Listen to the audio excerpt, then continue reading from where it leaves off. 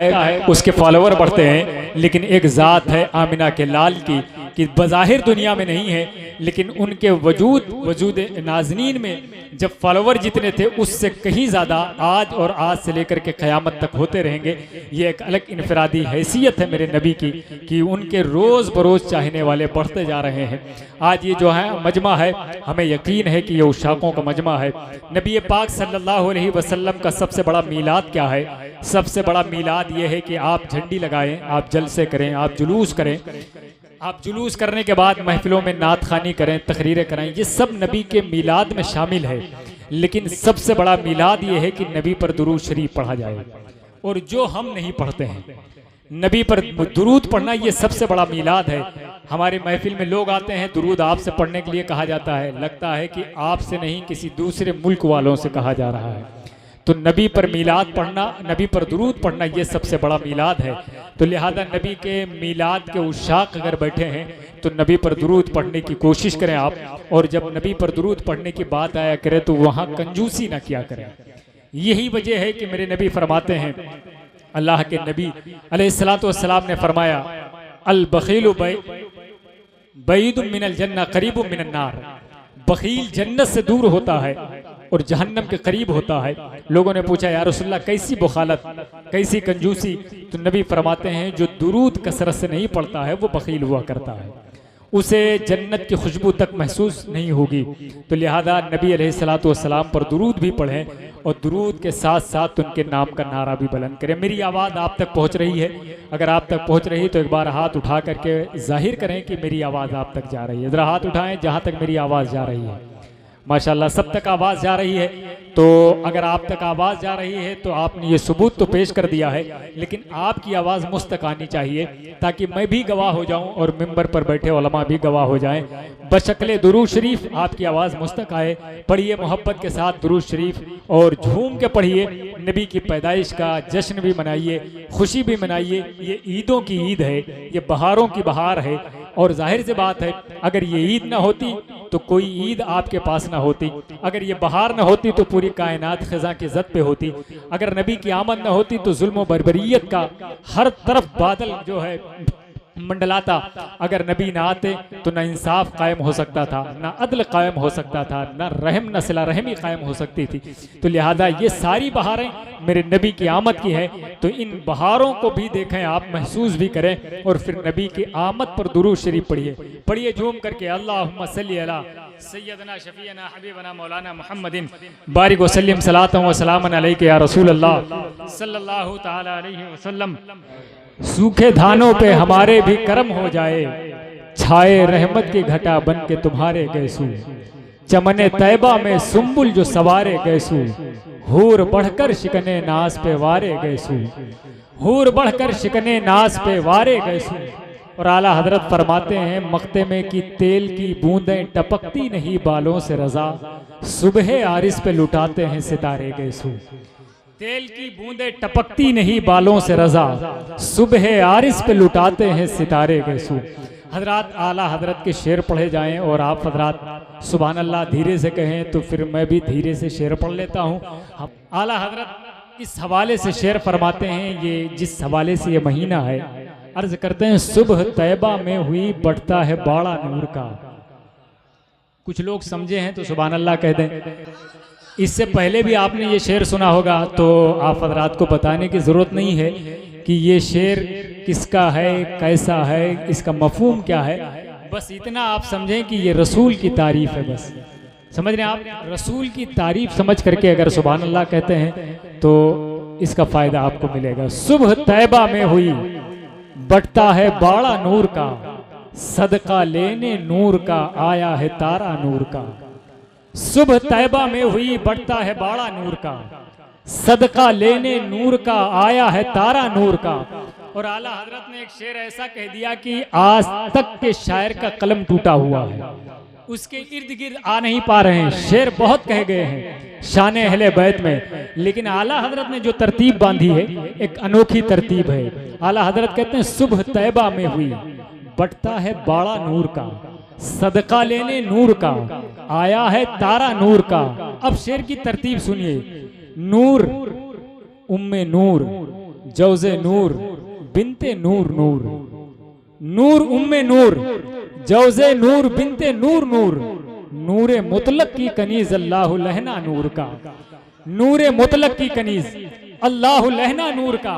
जब ये बात आप सही नहीं समझे तो फिर आला हजरत ने आगे खोल के बयान कर दिया, तेरी नस्ले पाक में है बच्चा बच्चा नूर का, तू है ऐने नूर तेरा सब घराना नूर का। तेरी नस्ले पाक में है बच्चा बच्चा नूर का, तू है ऐने नूर तेरा सब घराना नूर का।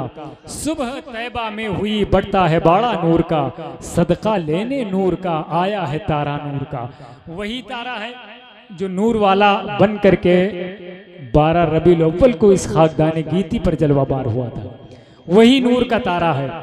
इसी हवाले से फरमाया गया था कि मेरे नबी वो नूर थे जिसको हजरत जिब्रील कहते हैं मैंने 72,000 मर्तबा देखा था। समझ रहे आप, 72,000 मर्तबा देखा था, और वो 72,000 साल के बाद शुरू होता था तकरीबन। अब आप सोचिए कि हजरत जिब्रील अमी के ना उम्र का अंदाजा है और नबी के नूर के उम्र का भी कोई अंदाजा नहीं है। इसलिए मेरे नबी फरमाते अव्वलु मा खलक़ल्लाहु नूरी, सबसे पहले अल्लाह ने मेरे नूर को पैदा फरमाया है। तो मेरे नबी उस दिन भी नूर थे जब हजरत आदम अलैहिस्सलाम का पुतला तैयार किया गया। समझ रहे आप। तो हम नूर अव्वल का जिक्र करने के लिए इस लतीफ़ाबाद में पूरे शमसी में बैठे हुए हैं। अल्लाह ताला हमें इस जिक्र से और अच्छी फिक्र से मुकम्मल तौर से फैज़ हासिल करने की तौफीक अता फरमाए।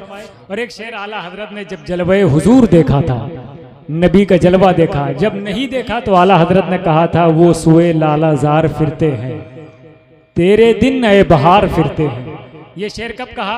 जब आप मदीने में थे और रोज़े रसूल के सामने थे और अल्लाह के नबी की बारगाह में अर्ज कर रहे थे, या रसूल अल्लाह आपका जलवा देखना चाहता हूँ, या रसूल अल्लाह आपको देखना चाहता हूँ।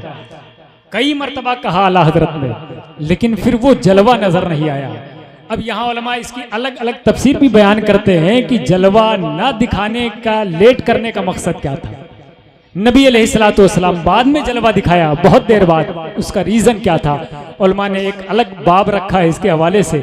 लेकिन बस इतना जानिए कि जब कभी खुदा की बारगाह में किसी की दुआ कबूल ना हो तो वो ये ना समझे कि खुदा मेरी दुआ को सुन नहीं रहा है, बल्कि खुदा उस बंदे से प्यार इतना करता है कि वो चाह रहा है ये मेरा बंदा बार बार मुझसे मांगता रहे और मैं ऐसे ही इसकी बातों को जो है टालता रहूं। खुदा टालता तो नहीं है, लेकिन आप अपनी जबान में समझे, देर होती रहती है, डिले होता है। क्यों? इसलिए कि अल्लाह प्यार बहुत करता है, इस वजह से कहता है बंदा बार बार मुझसे मांगता रहे, बार बार मुझसे हम कलामी करता रहे। उसके बाद नबी के बारगाह में आला हजरत हैं, तो आला हजरत तो उनका शुमार सिद्दीकों में किया जाता है। ये भी कह रहे हैं, आला हजरत कह रहे हैं, या रसूलल्लाह देखना चाहता हूँ, देखना चाहता हूँ, लेकिन इतनी जल्दी दुआ कबूल नहीं हुई। तो फिर आला हजरत शायराना मिजाज रखते थे। उसी वक्त आला हजरत ने शेर कहा था, वो सुए लालाजार फिरते हैं, तेरे दिन ए बहार फिरते हैं, कोई क्यों पूछे तेरी बात रजा, तुझसे कितने हजार फिरते हैं, मतलब तेरे जैसे हजार फिरते हैं।